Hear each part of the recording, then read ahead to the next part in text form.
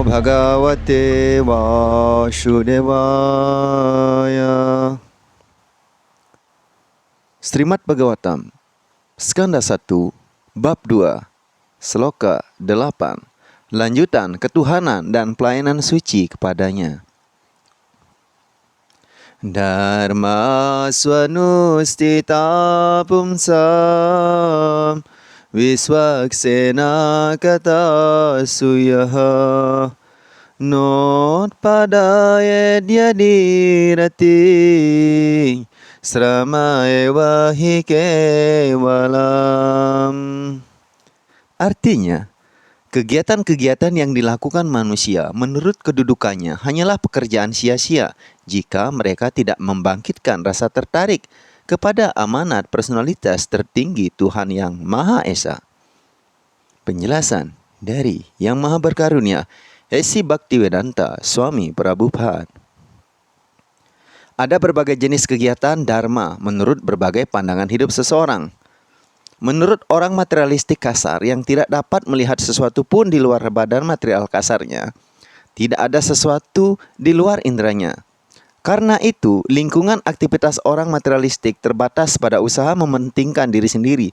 Dalam artian, aktivitas yang mengacu pada badan pribadi ini nampak jelas pada kehidupan binatang-binatang rendah. Mementingkan diri sendiri bagi kalangan manusia dalam artian yang diperluas terwujud dalam masyarakat manusia dan dipusatkan di lingkungan keluarga, masyarakat, suku, bangsa, dan dunia dengan tujuan menyediakan keadaan nyaman demi badan kasar semata-mata. Lebih tinggi dari orang materialistik kasar tersebut, ada orang-orang yang berspekulasi, yang mengambang dalam lingkungan-lingkungan mental. Kewajiban-kewajiban kerja mereka meliputi mengarang-arang puisi dan filsafat atau menyebarkan suatu isme dengan tujuan sama, yakni mementingkan diri sendiri sebatas badan dan pikiran. Padahal di atas badan dan pikiran bersemayam sang roh. Jika sang roh tidak ada di dalam badan, maka seluruh keanekarwarnaan sikap mementingkan diri sendiri secara lahir maupun batin benar-benar kosong dan tidak berarti sama sekali. Namun orang yang kurang cerdas tidak mempunyai keterangan tentang kebutuhan sang roh. Oleh karena orang bodoh belum memiliki keterangan tentang roh dan bagaimana roh di luar jangkauan badan dan pikiran, mereka tidak puas dalam pelaksanaan tugas-tugas pekerjaannya. Soal kepuasan sang diri dibicarakan di sini.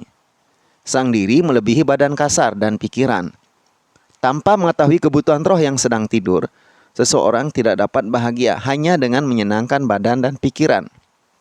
Badan dan pikiran hanyalah penutup lahiriah yang tidak diperlukan oleh sang roh. Kebutuhan sang roh harus dipenuhi. Hanya membersihkan sangkar burung tidak memuaskan si burung di dalamnya. Seseorang harus mengetahui kebutuhan burung itu sendiri. Kebutuhan roh atau jiwa ialah bahwa ia ingin keluar dari lingkungan terbatas ikatan duniawi dan memenuhi keinginannya untuk kebebasan total. Dia ingin keluar dari tembok-tembok penutup jagat raya. Dia ingin melihat cahaya bebas dan transendental.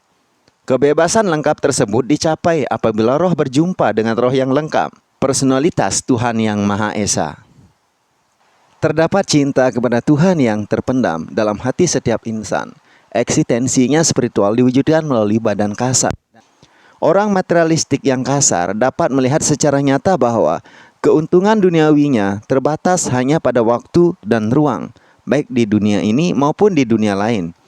Bahkan kalau ia naik sampai surga loka sekalipun, ia tidak akan menemukan tempat tinggal kekal bagi jiwa yang penuh kegiatan. Roh atau jiwa yang penuh keinginan harus dipuaskan melalui proses ilmiah yang sempurna, yakni pelayanan bakti yang sempurna. Selanjutnya, Sloka 9. Dharmasya apavargyasya nartortaya palkapate. Saya ulang. Dharmasya apavargyasya nartortaya palkapate.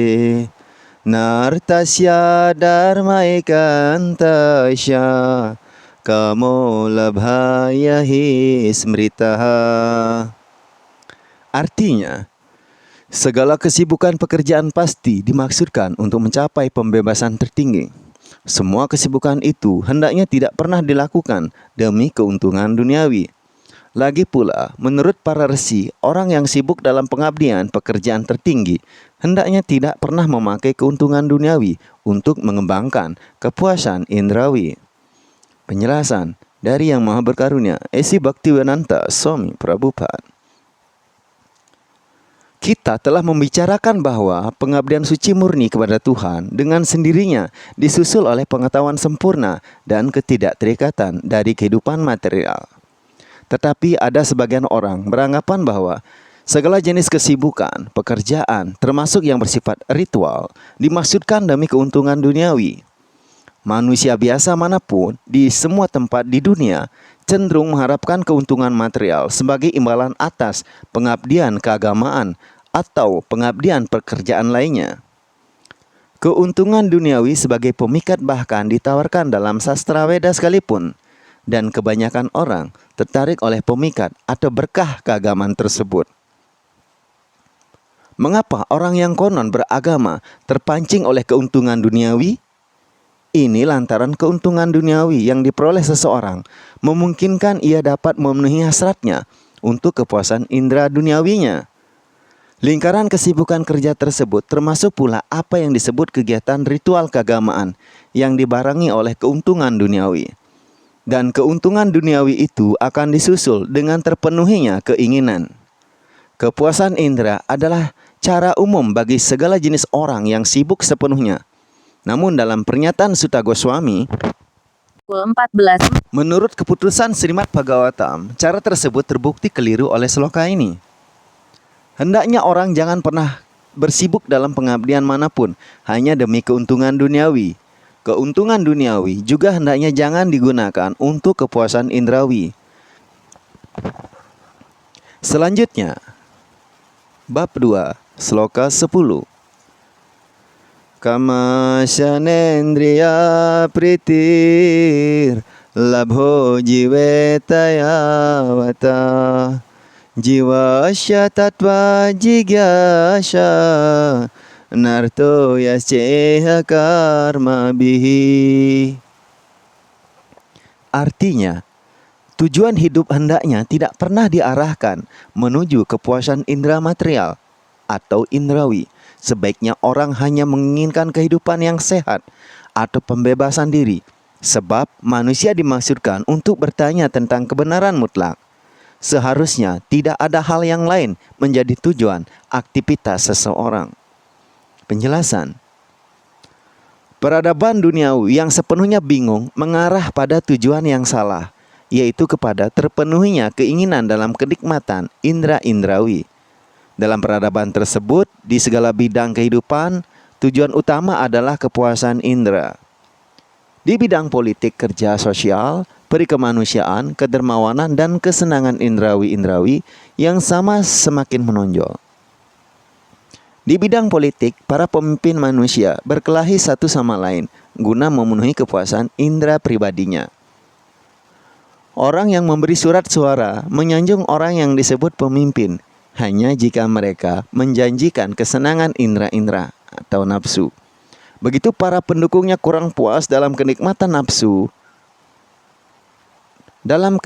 nafsu mereka, maka mereka melengsarkan para pemimpin tersebut. Para pemimpin pasti selalu mengecewakan para pemilihnya dengan tidak memuaskan indera mereka. Hal yang sama juga berlaku di semua bidang lain. Tidak ada seorang pun yang menanggapi tentang masalah-masalah hidup secara serius. Bahkan orang yang sedang menempuh jalan pembebasan, yang ingin manunggal dengan kebenaran mutlak pun ingin membunuh identitas sang diri, yang bukan demi kepuasan indera. Karena badan tersusun dari indera-indera yang juga membutuhkan sejumlah kepuasan, ada petunjuk peraturan untuk dimaksudkan untuk kenikmatan tanpa batas. Misalnya, pernikahan atau penyatuan seorang pria dengan seorang wanita dibutuhkan untuk menghasilkan keturunan, tetapi tetapi tidak dimaksudkan untuk diri secara sukarela. Maka muncul propaganda keluarga berencana, di mana orang tidak tahu bahwa keluarga berencana akan terlaksana dengan sendirinya apabila ada upaya mencari kebenaran mutlak. Pencari kebenaran mutlak tidak pernah dipancing oleh kesibukan yang tidak diperlukan dalam kepuasan indera material.